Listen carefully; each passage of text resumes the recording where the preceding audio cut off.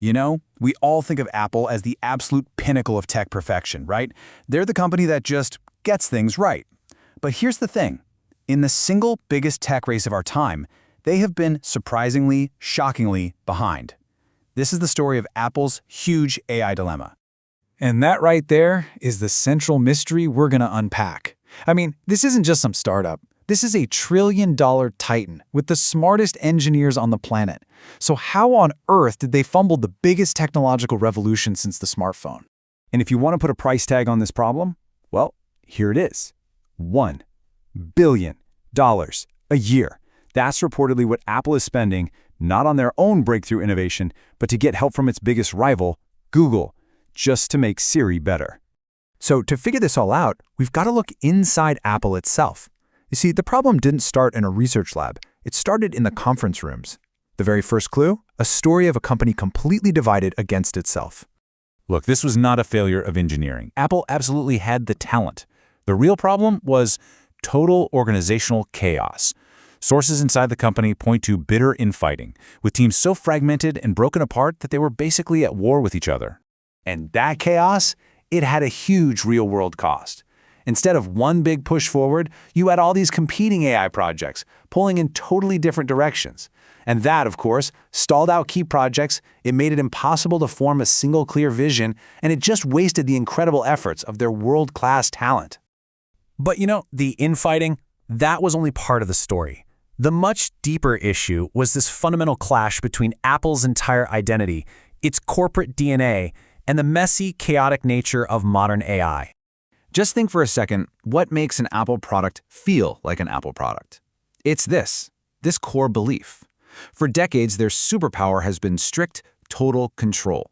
Every single element is obsessively designed for a perfect, predictable experience. Nothing, and I mean nothing, is left to chance.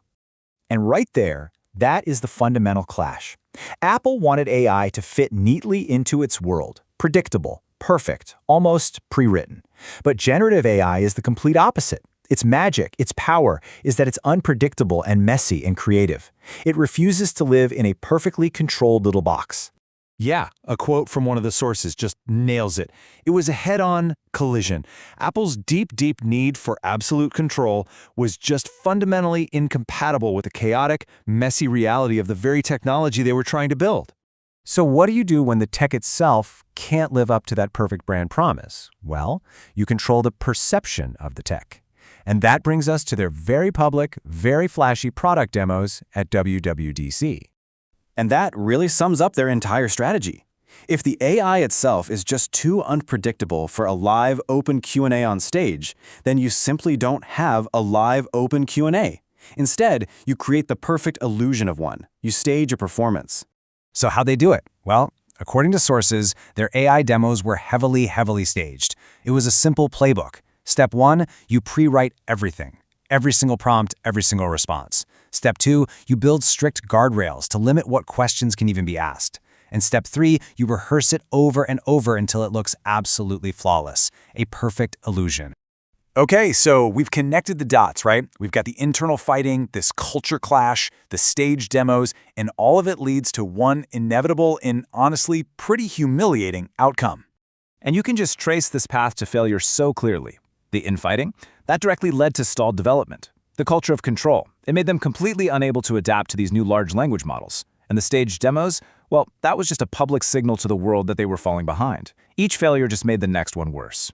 And here's the bottom line. The company that takes so much pride in doing everything in-house, creating that seamless experience, they had to go running to their #1 competitor for help.